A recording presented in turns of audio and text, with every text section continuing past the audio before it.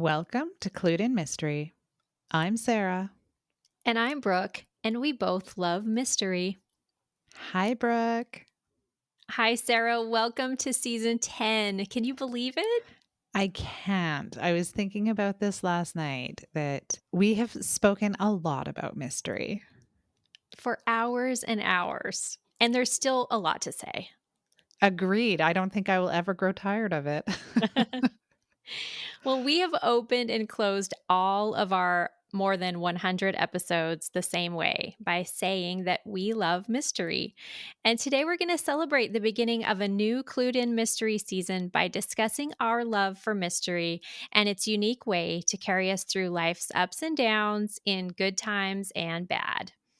It's no coincidence that the golden age of mystery fiction, those iconic decades of the 1920s and 30s, emerged in the shadow of global hardship. The world had just endured World War I and the devastating influenza pandemic. People were grieving, rebuilding, and living through rapid change. And what did they turn to for comfort? Cleverly plotted mystery novels where no matter how dark things got, there was always a solution, always an ending where order was restored. Fast forward a century, and here we are in the 2020s, facing our own uncertain times, a pandemic, economic shifts, and political upheaval. And once again, mystery fiction is thriving. Cozy mysteries, psychological thrillers, cold case podcasts. People are craving these stories, not just because they're entertaining, but because they offer something deeper, the promise that questions can be answered, secrets uncovered, and justice served. But here's the thing, mystery fiction has always been there for us. In the best of times, it's a joy, a challenge for the mind, and a clever escape. And in the hardest times, it's a steady companion, reminding us that no matter how tangled the clues are or how dark the motives feel, there is a way through. So, Sarah, let's talk about why we love mystery.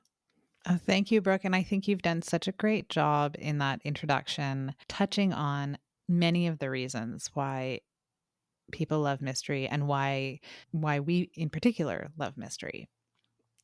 Thank you. Yeah, it is something that is undeniable to look at the similarities between the 1920s and 30s and now our 2020s and in unfortunately probably into 2030s. The similarities are striking, and I just am so interested in the fact that there was a golden age of mystery then and now kind of this revitalization of mystery now. Yeah, and I think those reasons that you mentioned for why someone turns to mystery, those hold up, right? Mhm. Like the style of mystery that people are reading now may be different. Although, I remember in our conversation that we had with Frances from Chronicles of Crime, the bookshop, talking about during the pandemic when she had all sorts of people looking for golden age mysteries. That there was a Yes. real return to people reading those, and they are such a great source of entertainment and comfort. Even though they were written during challenging times, they feel quaint, right? And it's Mhm. it's just fun to read about what feels like simpler times. There were no cell phones, there was no internet. Um, it was, people spending time with other people, and that always leads to trouble. Yeah. Yeah, I had forgotten that conversation, but you're right, and she talked about how maybe people who were more into domestic thrillers or psychological thrillers were really leaning to a more traditional mystery or even a cozy mystery because they just couldn't they wanted the puzzle and they wanted the diversion, but they couldn't take the heaviness of Mhm. anything very dark. And I think that that probably explains, the world of cozies. Even on television, the mysteries are more lighthearted, less dark. And I think that that's being reflected in what we're seeing nowadays too. Absolutely. And, for people who do want something a little darker, a little heavier, those options are still out there, right? Mhm. But when I think about kind of what our preferences at home for my husband and I to watch, it tends to be the cozier stuff, right? There was a period of time where we loved the, like, Scandi Noir, which is, much darker and uh, very different from what you might get with an American mystery program, for example. But uh, we are definitely turning to more cozier fare these days. Right.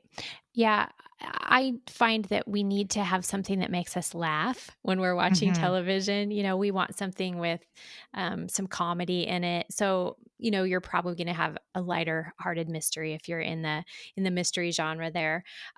It reminded me of you and I discussed the Ted Danson series that is on Netflix, and Hmm. that's even a mystery without murder. Um, and you and I both agreed that the mystery elements are light, but there again, I think that that's a little bit what people need right now. They still want to give, their brain something to work on, but in a lighter hearted manner.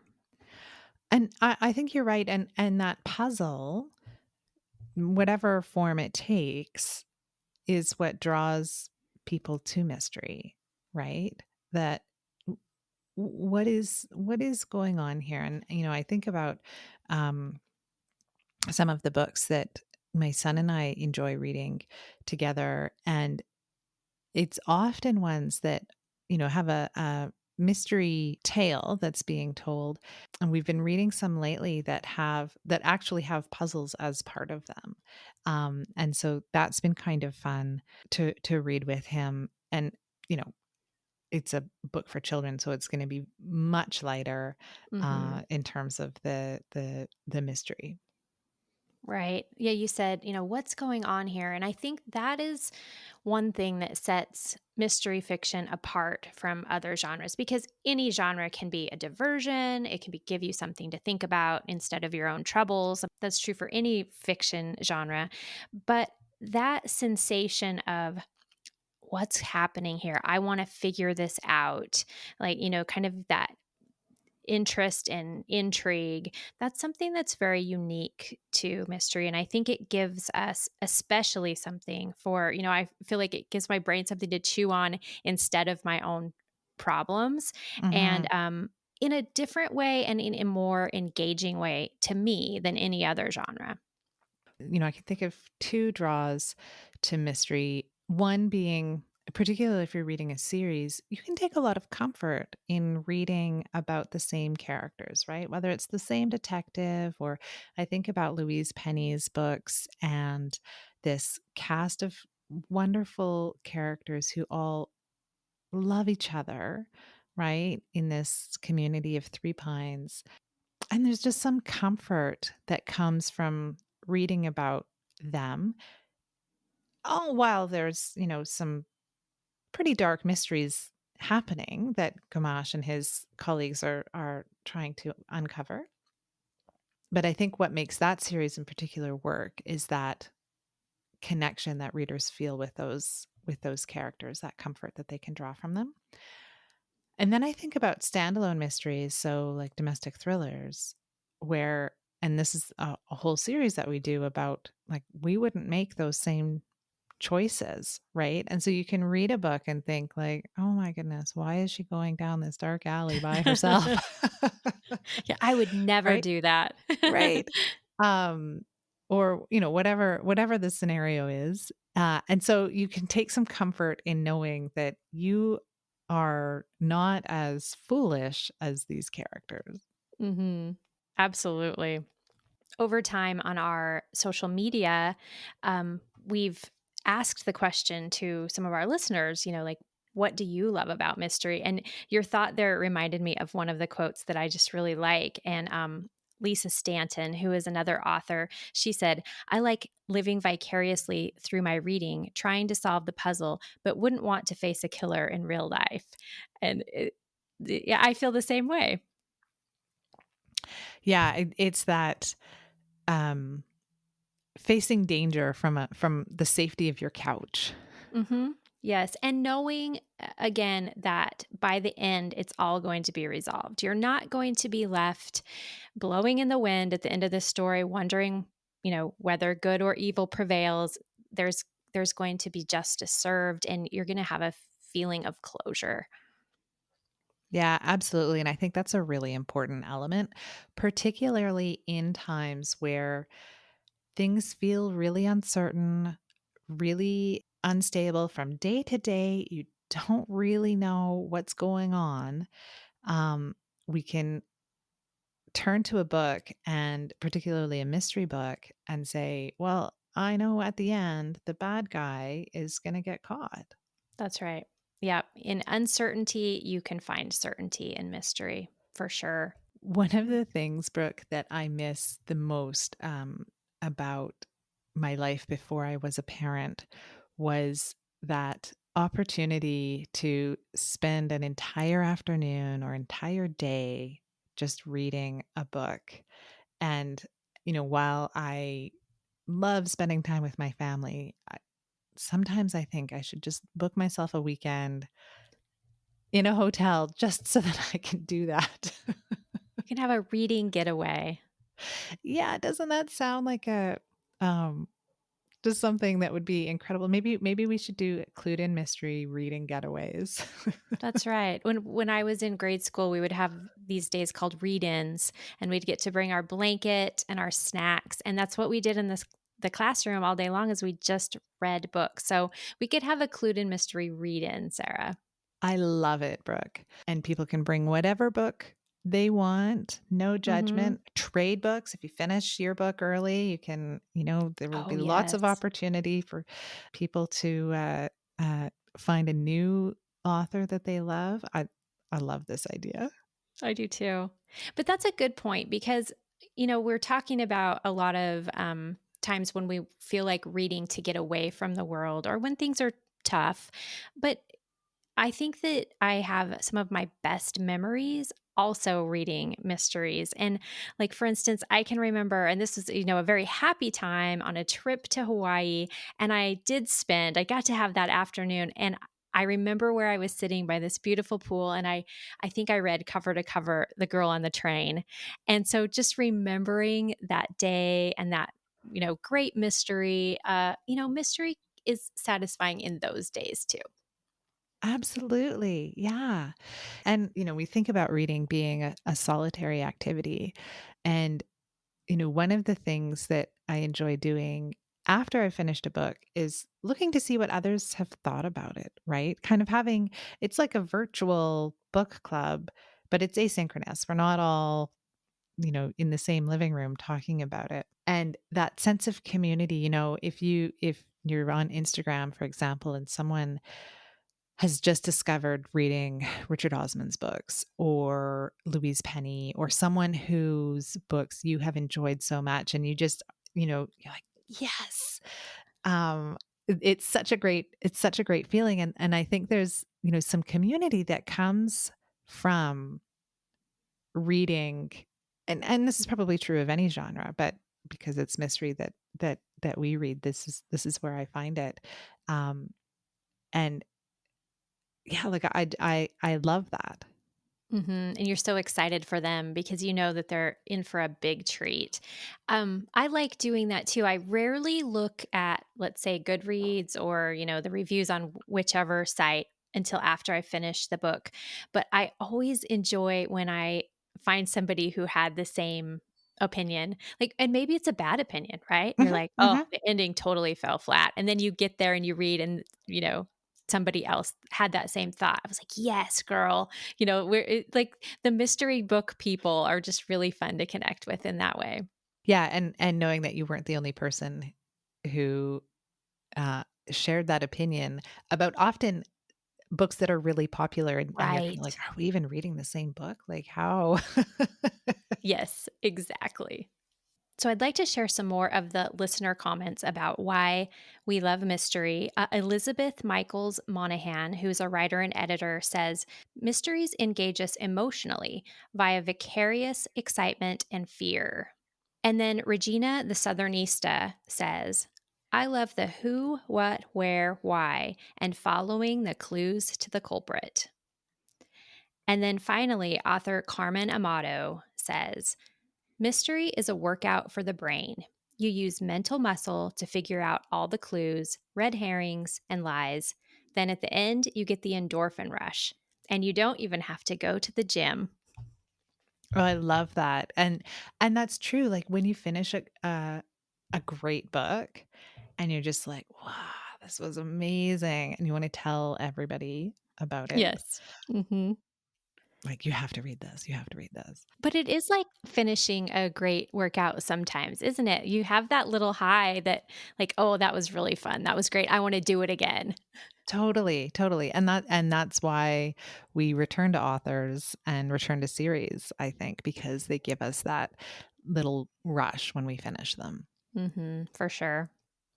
Sarah, why do you think mystery is the genre that gets us so excited versus like, why isn't it romance or science fiction? What do you think it is?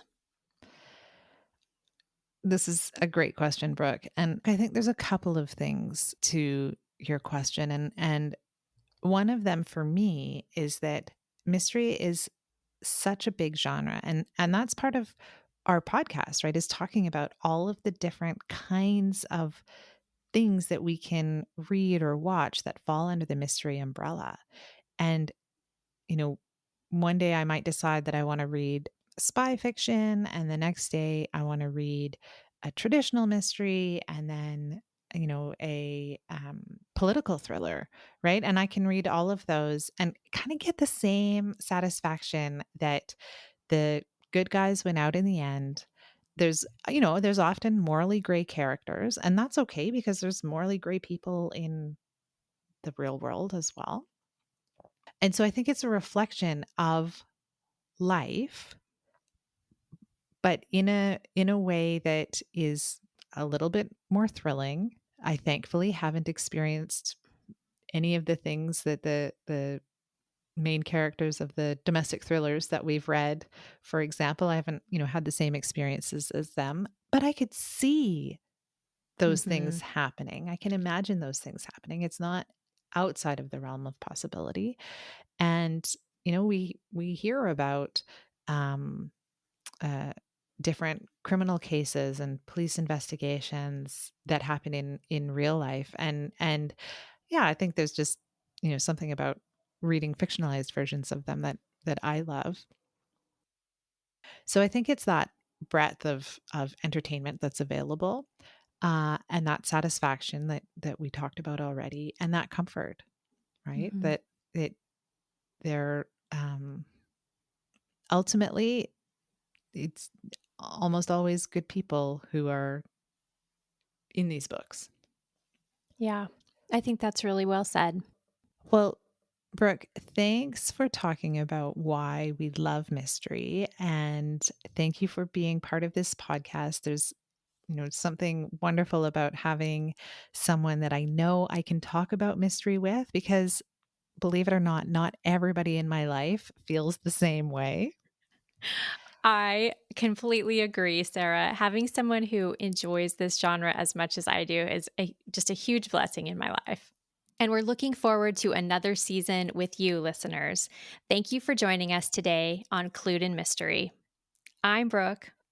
And I'm Sarah, and we both love mystery. Clued in Mystery is written and produced by Brooke Peterson and Sarah M. Stephen. Music is by Shane Ivers. If you liked what you heard, please consider telling a friend, leaving a review, or subscribing with your favorite podcast listening app.